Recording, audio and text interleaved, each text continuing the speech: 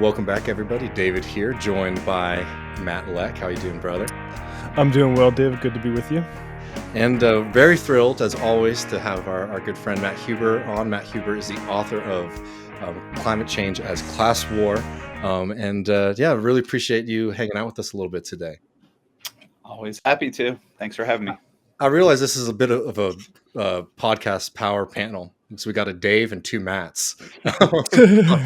We could fix the world. But I wanted to bring you on because we've been doing a lot in the past couple of months, sort of like taking stock of where we're at on like the left in this country, because I think that there is a kind of general sense right now that we're not where we might have hoped we would have been in 2023. I mean, so many people were really involved in, the Bernie Sanders movement, and by addition, regarding climate, the push for the Green New Deal. And, right now it certainly feels like we are at a little bit of a political impasse. And, I want to talk to you about a few things, but, just to start like setting the stage for where we are at. The Inflation Reduction Act passed last year, and while it had a lot of things in it that I think we can think are better than non-action, I think it's a pretty far cry from anything like a Green New Deal. Yet there has been this kind of attempt to say, like, okay, well, even though we didn't get a Green New Deal, all of this kind of political fighting that we've been having over the past couple of years have sort of materialized in some sense in the IRA. And I'm just curious, like, do you think that the IRA could be seen as a kind of culmination point of the Green New Deal movement? Yeah, and I was listening to some sort of like policy wonks talking, and I've learned that you're not supposed to call it the IRA, you're supposed to call it IRA. And so okay. This is the politically correct way to talk about it. So, in a certain sense, you can say that, like, and I think it was mid-July of last year when basically Joe Manchin just put a kibosh on all climate legislation and everyone thought there was going to be nothing. I think from that point of view, you can say, well, yeah, it's great that something passed. And in a very real sense, I think what I've kind of come to realize lately is really when we talked about the Green New Deal as a movement, and in the sense of movement, it was actually just more sort of a movement sort of hitched to the electoral cycle of 2020. And it was, and for God love them, groups like Sunrise, went full in, voted 75% to endorse Bernie Sanders. And we're, like those Sunrise kids were in Iowa knocking doors going. And so they really hitched themselves to like the mass politics of the Bernie Sanders campaign. And there was a sense that, if we were able to win power at the presidential level, like the way in which the president can wield executive power could really do some really significant things, even if we didn't win sort of both houses of Congress or something like that. So, but of course, like that failed, Bernie, we all know, we don't need to go over it. Bernie lost. And by some miracle, the Democrats did win narrowly both houses. And so I think out of that process came an attempt by a lot of these, I guess you can call them movement actors, to kind of sort of see if they can squeeze anything out of this electoral cycle that could be called climate action and legislation. And so that out of that, like 18-month just interminable negotiations over Build Back Better and all the Joe Manchin psychodrama and all this sort of legislative inside games did lead to legislation that we call now IRA, the Inflation Reduction Act. And I think we have to be clear that this is not in any way sort of in the spirit of what the Green New Deal was really supposed to champion. To me, for the first kind of pillar was that the Green New Deal was like, we recognize two crises that are facing us: climate change and inequality. And it was going to really, take on the rich, corporations, and powerful, to try to, embark on a huge program of public investment and decommodified public goods. There's a reason they put Medicare for all in the Green New Deal, and a job guarantee and paid vacation time for all. Like they sort of it was basically a social democratic program, but it was a very robust sort of take on the rich to fund public goods for everyone. That's not the Inflation Reduction Act. It's very unclear to understand if it's doing anything to ameliorate inequality at all. What it is a bunch of tax credits that are meant to incentivize investors, capitalists, private capitalists to build out the clean energy if they find it profitable for themselves to do so. And then, of course, there's also a lot of tax credits for consumers, which I think are mainly going to be taken advantage of by largely affluent homeowners that want to get EVs and heat pumps in their house and solar panels and all this kind of low carbon commodities that make you feel better about your carbon footprint. And so there are, I will say, it's some decent labor provisions in the tax credits that if capitalists want to take advantage of these tax credits, they're gonna get much higher percentage if they abide by what are called prevailing wage standards and apprenticeship standards, which are not exactly like mandates to make sure that these are union jobs, but they're at least some sort of mechanism that tries to make them better, higher paying, hopefully unionized jobs that are associated with a lot of these clean energy tax credits. But when it comes down to it, I mean, for those of us in the more sort of radical socialist climate space or whatever, we've been harping on this thing that if this really is a planetary emergency, we cannot really trust the market to save us, right?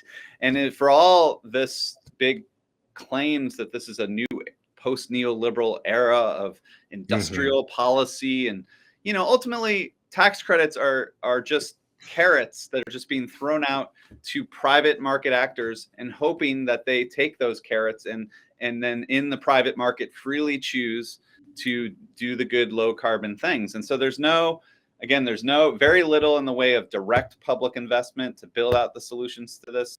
There's very little in the way of planning. Even Naomi Klein, over almost 10 years ago, her book was clearly climate change is something that needs to be about planning, right? And still, there's not a lot in the way of real coordinated planning baked into this legislation. And in fact, a lot of the so-called emission reductions that modelers are projecting out are predicated on a lot of sort of transmission planning and coordination across agencies and across sectors that they're just assuming is going to happen. And I'm not at all convinced that that's going to take the place. And then the last thing you can point out, and this was kind of a flaw with AOC's original and Markey's original resolution on the Green New Deal, is there's nothing in the Inflation Reduction Act that is taking on the fossil fuel industry. In fact, as we know, because of Manchin, a lot of it is sort of handouts to the fossil fuel industry. But most of us sort of realize that if we're going to actually address climate change, there needs to be a confrontation and a kind of antagonistic politics with the industries that are profiting off this crisis. And there's just none of that to be seen in this approach at all. Yeah, I mean, I'm curious what you think about this framing, but what I see with a lot of the green movement that was attached to the Bernie Sanders movement is a lot of things, frankly, doing a little self-criticism here, is problems with the DSA stuff too, where we all like to talk about grassroots politics, we like to talk about mass politics, but for the most part, structurally, the thing that made all of that stuff at the get-go mass politics was that it was attached to the Bernie Sanders campaign. And now without having the Bernie Sanders campaign, the connection to the grassroots or mass movement, mass politics feels a little bit limited. And I think you can start to see that in the different ways that different kinds of groups that are going, but more specifically, a lot of the environmental movement, being very interested in having access, or even the way that Biden and the government's talking about the IRA or things like that. There is certainly an influence rhetorically, I think, from a lot of these movements, but policy wise, the kind of things that we want to do make these things more antagonistic to fossil fuels, it's a lot weaker. Yeah. In many ways, I think like everyone else, I got really like wrapped up in all the excitement around the Green New Deal and the Sunrise Movement. They're sitting in Nancy Pelosi's office. They're really, advancing a critique of the corporate Democratic Party, which was, fundamental to Bernie's campaign as well. But when all the smoke cleared, you do sort of realize, and I just wrote this review of this film that kind of traces the Green New Deal movement from particularly that sit-in in Pelosi's office. But once you realize that these movements are actually rooted in organizations that that don't actually have that mass base whatsoever, and in fact, these organizations are basically rooted in the same kind of NGO, foundation-funded, top-down kind of organizational structures that have really plagued the left for many decades, right? And so, so the Sunrise Movement, again, they have all this youthful energy, and they've done a lot of sort of heroic actions, and God love them. But like they were given, I think it was like a $50,000 grant from the Sierra Club to start that granted them office space in DC, and then they got sort of that they really got lifted by an organization called Momentum, which is this sort of, it calls itself a movement incubator, and it's all foundation funded, lots of extremely wealthy money sort of flowing into these nonprofit sectors that are, again, these are not mass membership based organizations that have real democracy and accountability to workers or communities. They're just this sort of rich people playing with money and trying to again, be a movement incubator. Like movements are actually just these things that we can set up in a lab and just sort of catalyze, right? And then the other organization the film profiles is Justice Democrats, which again sort of channeled so much of the politics of Bernie Sanders, but no one would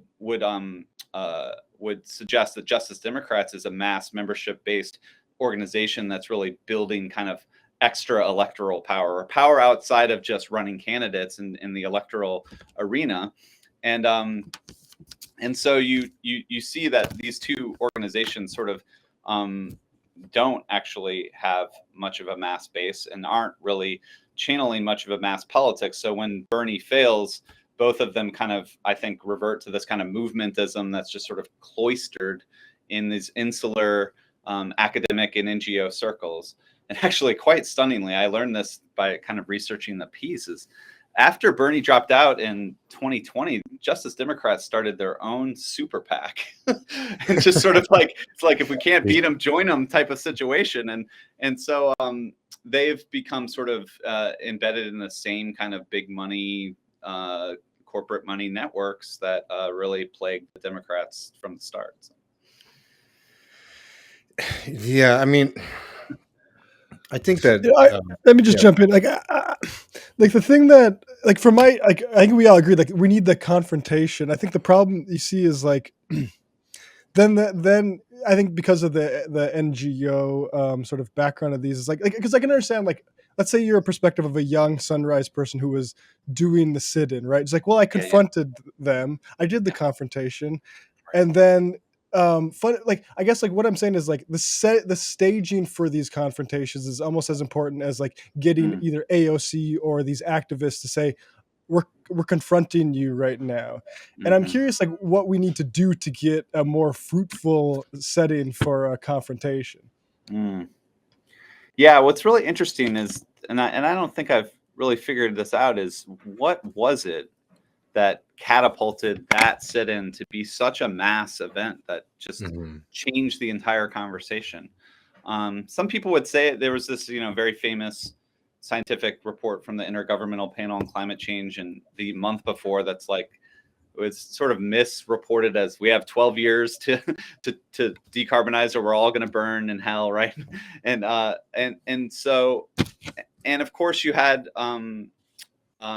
this sort of insurgent critique of the Democratic Party, sort of personified by AOC, and sort of came together, I think, to sort of say we need a new approach to the climate crisis, right? Where what we've been doing, like the Obama years, like we're going to price carbon and it's all going to be fine. Like that's no longer going to work. And even before the sit-in, people were saying we need something like Medicare for all for climate, but what is it going to be? And then this sort of became it, right? But what's a little bit depressing is that once again the Bernie Sanders campaign ended, Sunrise actually, when 2021, when Biden's in office, that pretty soon they start doing sit-ins again. They start doing, they blocked entrances to the White House. They did a hunger strike in front of the White House. And for whatever reason, like this just did not, again, it didn't sort of break through into that mass politics like the original sit-in did. And part of that, I think, is sadly, like once Biden's in power, this kind of Trump era outrage that we need to do politics differently is just like sort of dissipated, and everyone's just like, let's just sort of toe the line now and let's sort of all get into line for Biden. And so it didn't kind of catch on. But ultimately, again, when you aren't part of like building a mass organization and a mass movement, it's going to be sort of symptomatic when your actions and your sit-ins aren't actually translating to the masses. One thing I pointed out in the review is one of their slogans when they're like doing actions against Manchin, they're like harassing him as he's trying to get into his car. And one of their slogans is like, "We want to live," right? And these kids, like they see it as like a threat to their lives and their futures, and it's powerful stuff, but it's also like it's hard to.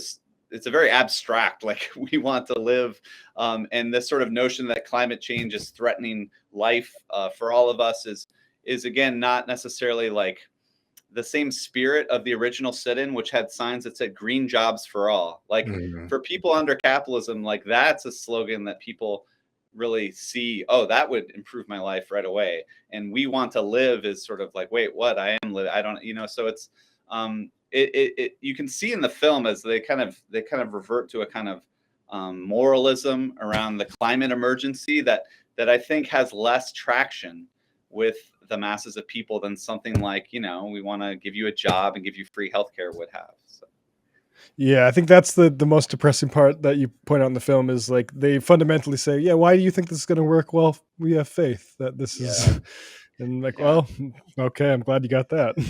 Yeah, and it's depressing too to have gone from, a couple years ago, a lot of this environmental movement being attached to, again, the Bernie Sanders campaign that's saying like American working people are being abused and they need to have a better life and should have a better future. And now all these kind of really, I'll put them out like, very pessimistic and sometimes anti-human politics that are, becoming popularized, where it's like, well, no, actually Americans are all fat and they're comfortable and their standard of living should decline.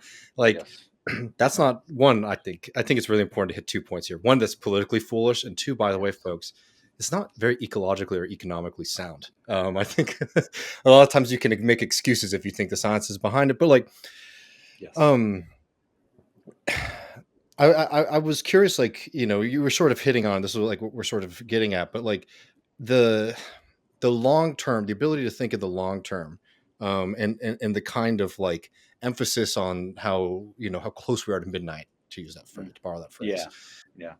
What kind of effects do you find that like having on the movement? I'll just say like really quick, like Leo Panich, somebody who I really respect a lot. This is not even like coming from the ecological point. This is coming just from politics. He said, even if it's true that we only have like 10 years to do something about it, we have to be able to think in terms of 20, 30, 40 years if we want to build movements that can that can win power and transition the system. But I'm curious, like, what you think about the kind of predominance of that kind of like, this is it, like we are like the sun is setting and this is the last sprint to the light. Yeah, I think that's why the sort of Bernie route to power was so attractive for a climate person, just because you just shortcut your way to the most powerful office on the planet.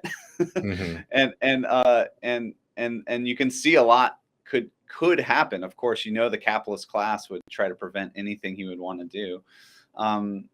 But so there's this, this allure of, it's a shortcut, right? And it's a shortcut through electoralism to sort of like, we can build socialism through directly through electoral campaigns without building mass organized, powerful left and working class to begin with, right? Because there was this sort of weird, almost reversed theory of change that Bernie was very smart. He would be on the campaign trail and say, listen, I'm just one person. There's no way I can achieve this without, millions of people standing up and going into the streets and demanding change. And so he was going to be the organizer in chief. And so he was going to, like conjure a mass organized working class movement from the Oval Office, the bully pulpit. But that's not typically how historically left movements have built power. It's typically the organization that comes first, the union power and things like political parties that are embedded in communities and working class areas and really delivering concrete material gains that convince people to become part of an organization and build the power with them. And so that was, as we know, just absent. And once this sort of like gambit for the largest, most powerful office on the planet failed, then we're sort of left to confront that lack of organization. And I love that quote from Leo Panitch, because he's exactly right that building the working class, building organized power takes a lot of time, and it's really hard.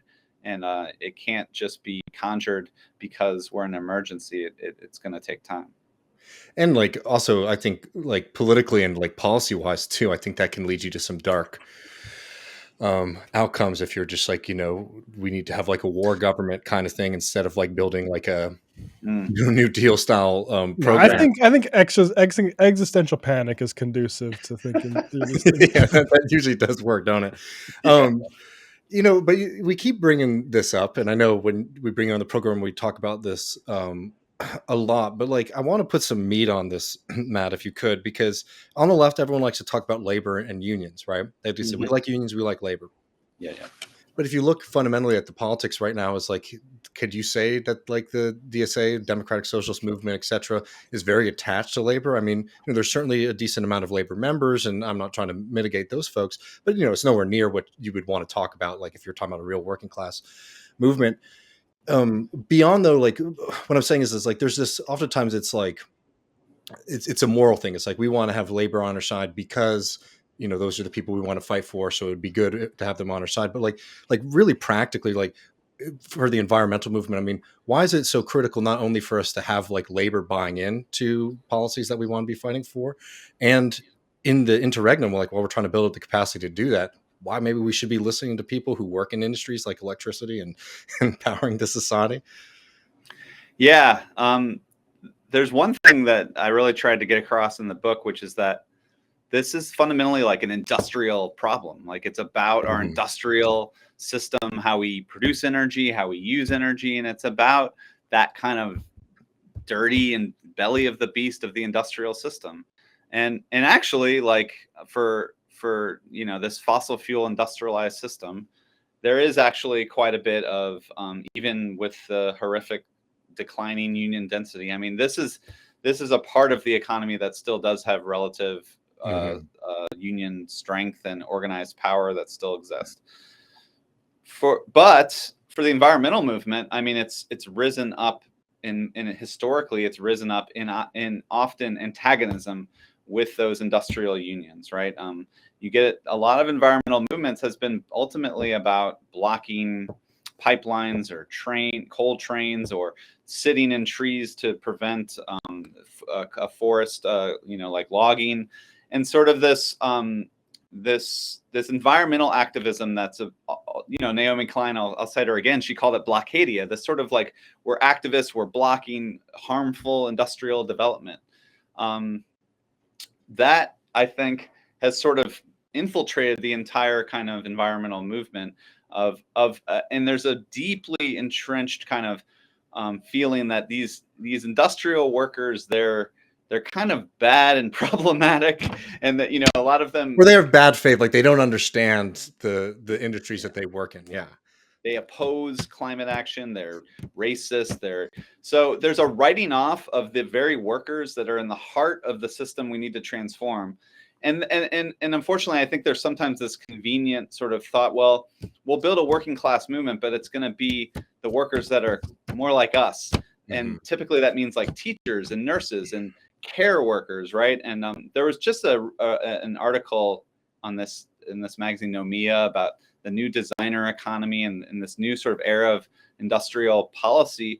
And for the Democratic Socialist bloc of sort of advocating this new era of politics, they articulate it as advocating for a low carbon care economy, which I'm all down. Like, we need more care. We need more investment in childcare and all this care work.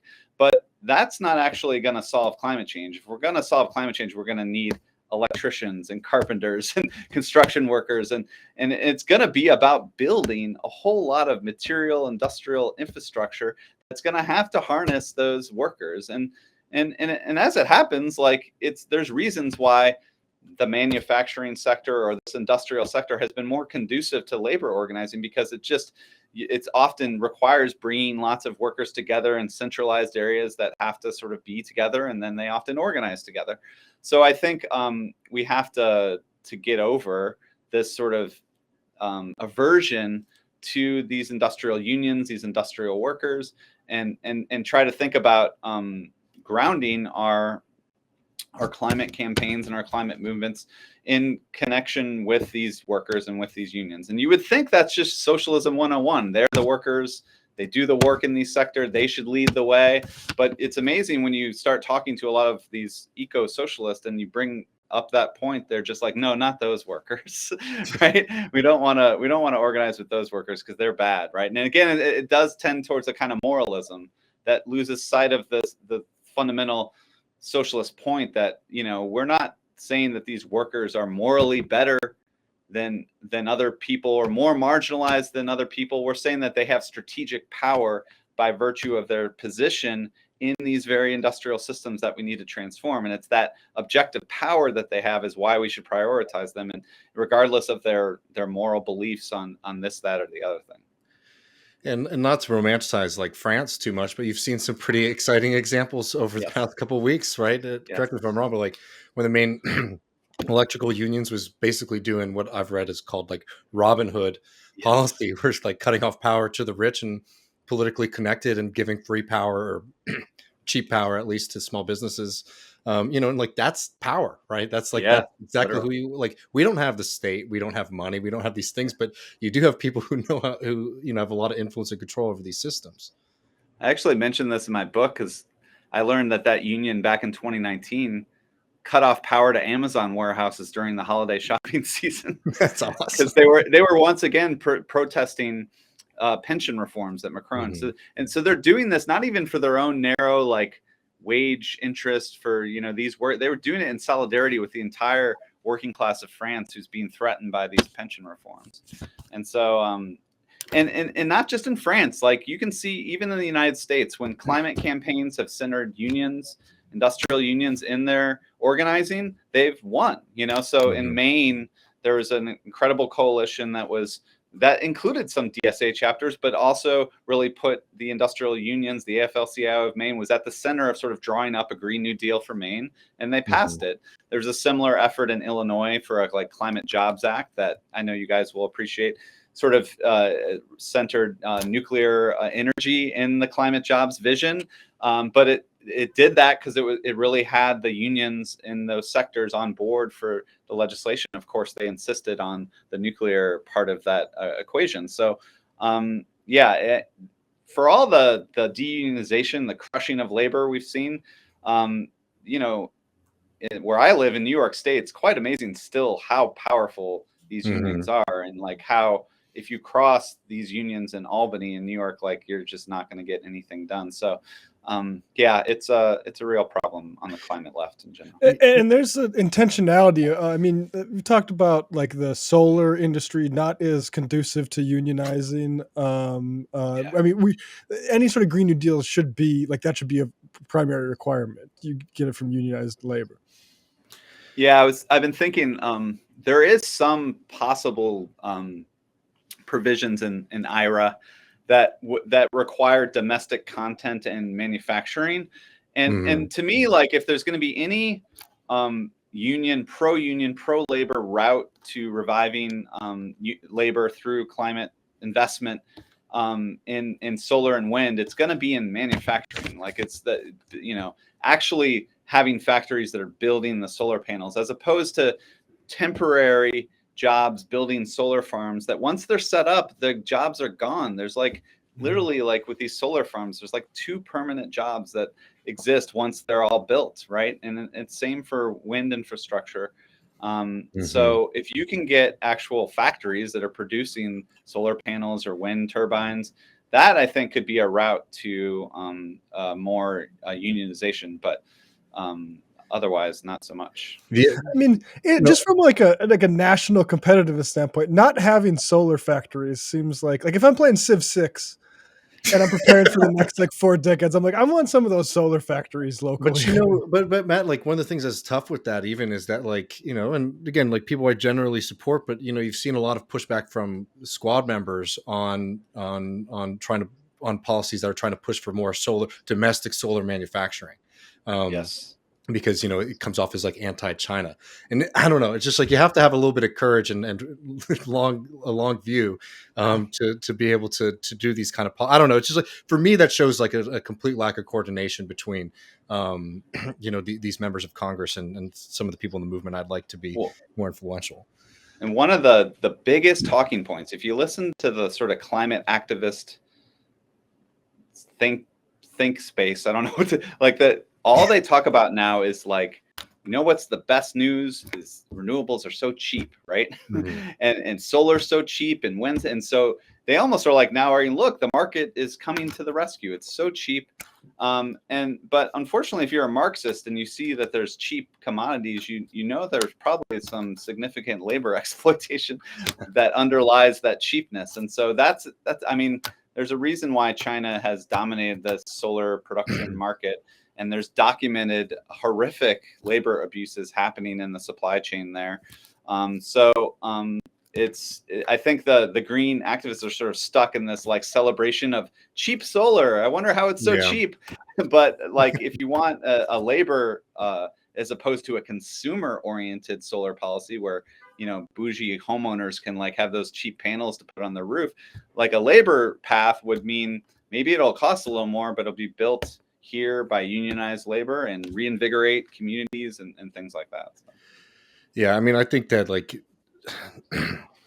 I mean, you see this across the board. I mean, just as like a challenge to the listeners, it's like, when we're you just talk about me for a second. For a long time, when it came to climate policy, I believed in climate change, all that, obviously. But for a long time, I was like, I'll just support the climate people, right? And then I started to, I started reading more, and then got introduced to your work. I started realizing, well, actually, it does sort of matter how we transition and what that transition looks like. It actually matters a lot.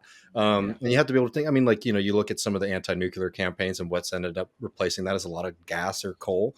You can't be short-sighted in this. This is very serious stuff, and we have to be able to show some capability as a movement right now in what we're advocating for, if we want to convince people that we should be in charge of things and anything at any scale in the near future.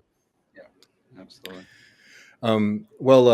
Matt, I really appreciate you coming on the show. It's always wonderful. People, I can't suggest this book enough. Climate Change is a Class War. It's truly excellent. We have a lot of work to do, but we have some ideas about what we need to be doing, and the thing is, like, it's all connected to the same fundamental tensions that I think we're facing across the board on left politics. Is like, we got to go back to the class and start doing some more real kind of class politics instead of thinking that we can orchestrate things from the top down. Absolutely. Thanks so much for having me. Always fun. Always a good time. Thanks, and folks, just a quick plug. Next week, if you want to hear more about the nuclear stuff, we're going to have Madison Hilly on the program to give a progressive case for nuclear power. Thanks everyone so much. Thank you, Matt, and take care. All right.